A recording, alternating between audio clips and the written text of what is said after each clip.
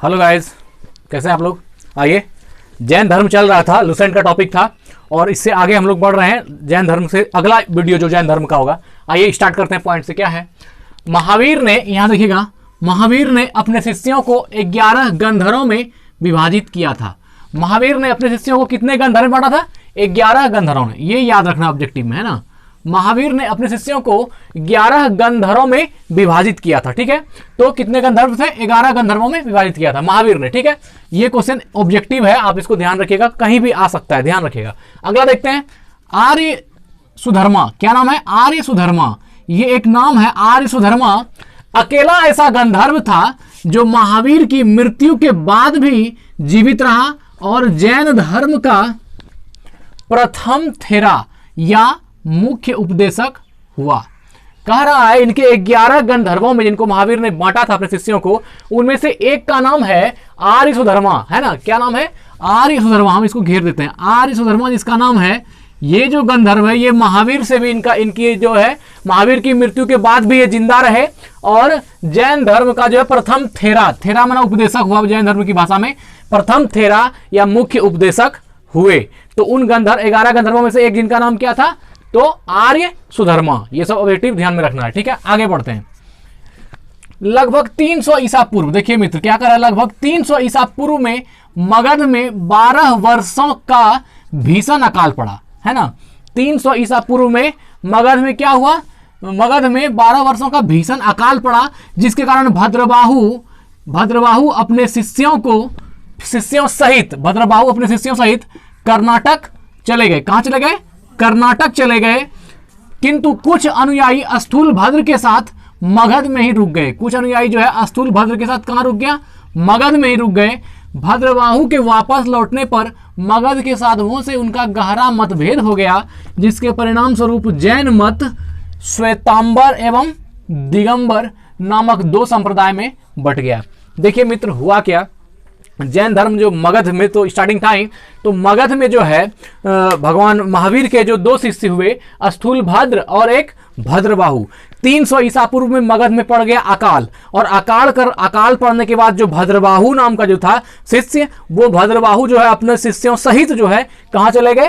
कर्नाटक। और यहां बच गया कौन मगध में? स्थूलभद्र। और स्थूलभद्र जो है अपने शिष्यों के साथ यहाँ मगध में रहने लगे और भद्रबाहु अपने शिष्यों के साथ कहां चले गए? अकाल के कारण कर्नाटक चले गए। तो कर्नाटक जाने के बाद जब यहाँ अकाल खत्म हुआ, जब वो वापस आए, कहाँ?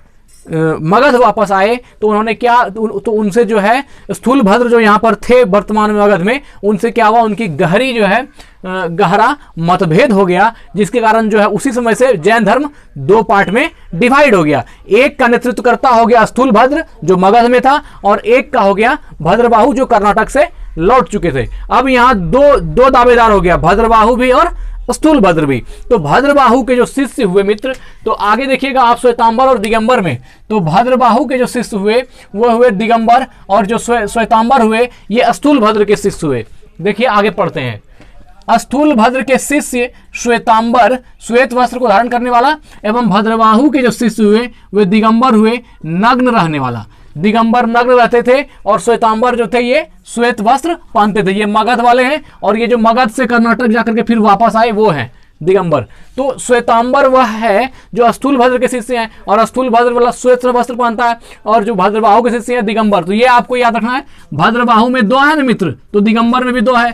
यहाँ देखिए श्वेत वस्त्र है, और ये यहाँ पर कौन है? स्थूलभद्र। स्थूलभद्र श्वेत वस्त्र, भद्रबाहु दिगंबर। तो दिगंबर संप्रदाय जो है नग्न रहने वाला कहलाए, मतलब ये जो है दिशाओं को ही अपना वस्त्र समझते हैं और न्यूड नंगा रहते हैं, नग्न रहने वाले ये साधु दिगंबर कहलाए, जो भद्रबाहु के शिष्य हुए। आगे बढ़ते हैं। जैन धर्म के त्रिरत्न हैं, जैन धर्म के 3 रत्न हैं। क्या क्या है?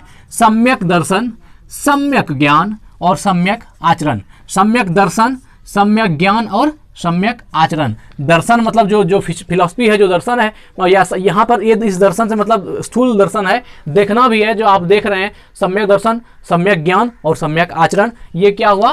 त्रिरत्न हुए जैन धर्म के। बहुत इंपॉर्टेंट क्वेश्चन है, कई बार पूछा गया है त्रिरत्न इसके बारे में, ठीक है ना। सम्यक दर्शन, सम्यक ज्ञान, सम्यक आचरण। अब आगे बढ़ते हैं। त्रिरत्न के अनुशीलन में निम्न 5, त्रिरत्न के अनुशीलन के लिए 5 महाव्रतों का पालन अनिवार्य है। त्रिरत्न के अनुशीलन के साथ साथ आपको 5 महाव्रत का भी पालन करना पड़ेगा। वो 5 महाव्रत क्या क्या था देखिए तो, अहिंसा, सत्यवचन, औस्तेय, अपरिग्रह और ब्रह्मचर्य, ये 5 अनिवार्य पालन है त्रिरत्न के अनुशीलन के लिए, ठीक है ना।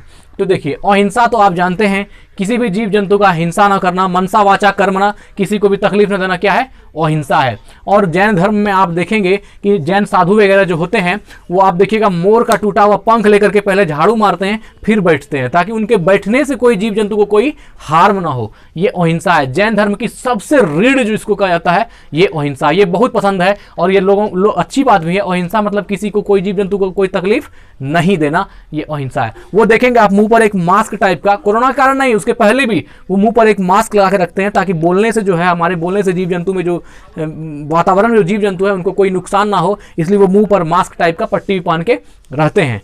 तो ये अहिंसा हो गया। सत्य वचन, सदा सत्य बोलना है, सत्य के प्रति जो है, जो ट्रूथ है उसको हमेशा सत्य बोलना है, ये हो गया। और औस्तेय, औस्तेय मतलब होता है चोरी न करना, ये क्या हो गया, औस्तेय मतलब किसी की वस्तु को चुराना नहीं है। और अपरिग्रह, अपरिग्रह का अर्थ है कोई अगर खैरात में कुछ दे तो लेना नहीं है, ये अपरिग्रह है, मतलब कोई अगर कुछ दे तो लेना नहीं है। ऐसा संत समुदाय में ऐसा माना जाता है मित्र कि जब किसी को कोई चीज दिया जाता है अगर आप उसको लेने लगते हैं तो फिर आप में स्टोर करने की भावना जागृत होने लगती है, और भी ज्यादा धन अगर कोई मिल गया तो और भी धन कमाने की इच्छा होने लगती है, उसको अपरिग्रह कहते हैं। वो भी नहीं है, वो नहीं करना है। और क्या है, ब्रह्मचर्य, अपरिग्रह का पालन करना है, मतलब किसी को कुछ लेना नहीं है। और ब्रह्मचर्य तो आप जान रहे हैं, ब्रह्मचर्य हुआ कि ब्रह्म की चर्या, मतलब क्या, ब्रह्मचर्य का अर्थ हुआ कि आप जो दैनंदिन जीवन में जी रहे हैं तो आंख खोलकर जो चीजें दिख जाती है उसमें ब्रह्म को देखना ब्रह्मचर्या है। स्थूल अर्थ इसका जो हमारे जीवन में है, इसका अर्थ यह है कि नारी के प्रति जो है आदमी का जो उससे जो है बचा जाए, ऐसा कहा जाता है, लेकिन मूल रूप से ये नहीं है। मूल अर्थ है कि आप जो है ब्रह्म की चर्या, अगर महिलाएं हैं, लड़की है, स्त्री है, जो भी है, उसके साथ आप उसको, उसमें भी ब्रह्म को देखना, उसके अट्रैक्शन में नहीं खोना, ये क्या है, ब्रह्मचर्य है। और खुद को जो है उस ब्रह्म की चर्चा में लगाए रखना, ये ब्रह्मचर्य है। तो ये 5 अनुशीलन आपने देख लिया त्रिरत्न का। अब आगे बढ़ते हैं। अब है जैन धर्म में ईश्वर की मान्यता नहीं है, ये भी इंपॉर्टेंट ऑब्जेक्टिव क्वेश्चन है। जैन धर्म में ईश्वर की मान्यता नहीं है, जैन धर्म वाले ईश्वर को नहीं मानते हैं। और आप पढ़े होंगे कि बौद्ध धर्म भी ईश्वर को नहीं मानता है और जैन धर्म भी ईश्वर को नहीं मानता है। देखिए, लेकिन जैन धर्म में आत्मा की मान्यता है। जैन धर्म आत्मा को मानता है लेकिन बौद्ध धर्म आत्मा को नहीं मानता है। देखिएगा, जैन धर्म में आत्मा की मान्यता है और जैन धर्म में ईश्वर की मान्यता नहीं है।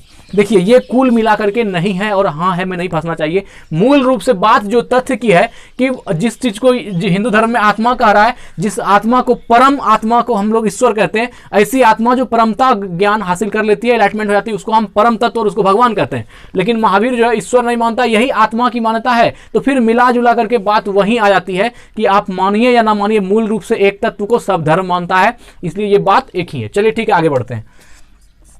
महावीर पुनर्जन्म एवं कर्मवाद, देखिए आपका जो रिलीजन है वह भी पुनर्जन्म में विश्वास करता है, कर्मवाद में विश्वास करता है, हमारा हिंदू धर्म भी, और भी जो भी धर्म है सब। तो महावीर पुनर्जन्म एवं कर्मवाद में विश्वास करता है। कर्मवाद का अर्थ हुआ यहाँ पर, पुनर्जन्म का अर्थ हुआ कि आज जिस कंडीशन में हम हैं, ये कहीं ना कहीं इसके पहले भी कुछ नॉलेज हमारी हो चुकी है, कोई जन्म हमारा हो चुका है, क्योंकि बिना कारण का कोई चीज घटित नहीं होता है, कोई ना कोई रीजन है, उसके बाद कोई काम होता है। अगर हम यहाँ बता रहे हैं तो हम लिख रहे हैं, बोर्ड पे लिखे हैं, तो आपको बताना हमारा उद्देश्य है, इसलिए हम यहाँ बोर्ड पर लिखे हैं।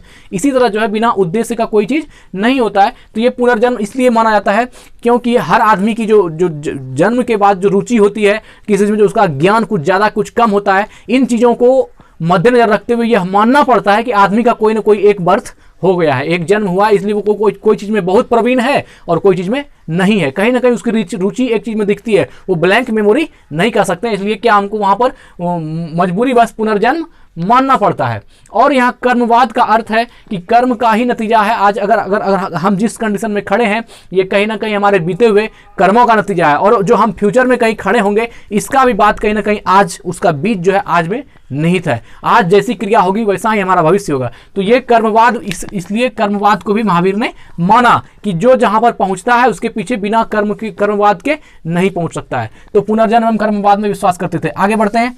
जैन धर्म के सप्तभंगी ज्ञान के अन्य नाम स्यादवाद और अनेकांतवाद है है ना। देखिए, जैन धर्म के सप्तभंगी, जैन धर्म के सप्तभंगी ज्ञान के अन्य नाम क्या क्या, सप्तभंगी ज्ञान का क्या क्या नाम है, स्यादवाद भी बोलते हैं इसको, और इसको अनेकांतवाद भी बोलते हैं, है ना। जैन धर्म के सप्तभंगी ज्ञान के अन्य नाम क्या क्या है, स्यादवाद और अनेकांतवाद है। आगे बढ़ता हूं।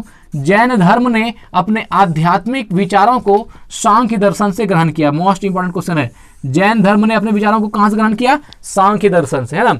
जैन धर्म ने अपने आध्यात्मिक विचारों को सांख्य दर्शन से ग्रहण किया। मोस्ट इंपॉर्टेंट क्वेश्चन है, इसको आप अभी तुरंत याद कर लीजिए। सांख्य दर्शन महर्षि कपिल, है ना। चलिए अब देखते हैं, जैन धर्म मानने वाले कुछ राजा थे। अब ऐसे राजा जो जैन धर्म को मानते थे उनमें से है उदयीन, एक नंबर है, दूसरा है वंद राजा, तीसरा है चंद्रगुप्त मौर्य। चंद्रगुप्त मौर्य भी किस धर्म को मानते थे, महावीर को, सॉरी जैन धर्म को मानते थे। ये क्वेश्चन कई बार आया है। कलिंग नरेश खारवेल, कलिंग नरेश खारवेल भी किस धर्म को मानने वाले थे, तो महावीर धर्म के मानने वाले थे। राष्ट्रकूट राजा अमोघ वर्ष, है ना, राष्ट्रकूट राजा अमोघ वर्ष भी जो है जैन धर्म को मानते थे, और चंदेल शासक भी जैन धर्म को मानते थे। तो कौन कौन था, उदयीन भी जैन धर्म को मानते थे, वंद राजा भी मानते थे, चंद्रगुप्त भी, कलिंग नरेश खारवेल, राष्ट्रकूट राजा अमोघ वर्ष और चंदेल शासक, ये लोग जो है जैन धर्म को मानने वाले राजा थे। ठीक है, आगे बढ़ते हैं। मैसूर के गंग वंश, मैसूर के गंग वंश के मंत्री चामुंड, मैसूर के गंग वंश के एक मंत्री थे चामुंड, के प्रोत्साहन से कर्नाटक के श्रवणबेलगोला में, कहां पर, कर्नाटक के श्रवणबेलगोला, ये भी याद रखिएगा, श्रवणबेलगोला कहां है मित्र, कर्नाटक में। कर्नाटक के श्रवणबेलगोला में 10वीं शताब्दी में, कब, 10वीं शताब्दी के मध्य भाग, 10वीं शताब्दी के मध्य भाग में विशाल बाहुबली, 10वीं शताब्दी के मध्य भाग में विशाल बाहुबली की मूर्ति, मतलब गोमतेश्वर की मूर्ति, है ना, गोमतेश्वर की मूर्ति का निर्माण किया गया, गोमतेश्वर की मूर्ति का निर्माण किया गया। तो ये याद रखिए, मैसूर का जो गंग वंश का मंत्री था, क्या नाम था, चामुंड। इसी के प्रोत्साहन से कर्नाटक के श्रवणबेलगोला में, कर्नाटक का स्थान है श्रवणबेलगोला में, जहां 10वीं शताब्दी के मध्य भाग में विशाल बाहुबली की मूर्ति, गोमतेश्वर की मूर्ति का निर्माण किया गया। तो गोमतेश्वर की मूर्ति का निर्माण कहाँ किया गया, श्रवणबेलगोला में, जो कर्नाटक में है। और किसके सिफारिश पर, तो ये गंग वंश के मंत्री चामुंड के सिफारिश पर। तो ये था आज का जैन धर्म, और इसके बाद जो जैन धर्म में भी टॉपिक बचा हुआ मित्र, हम अगली वीडियो में वहां से लेकर के आएंगे। तब तक के लिए अपना ध्यान रखिए, स्वस्थ रहिए, मस्त रहिए, जरूरतमंदों की मदद कीजिए। धन्यवाद।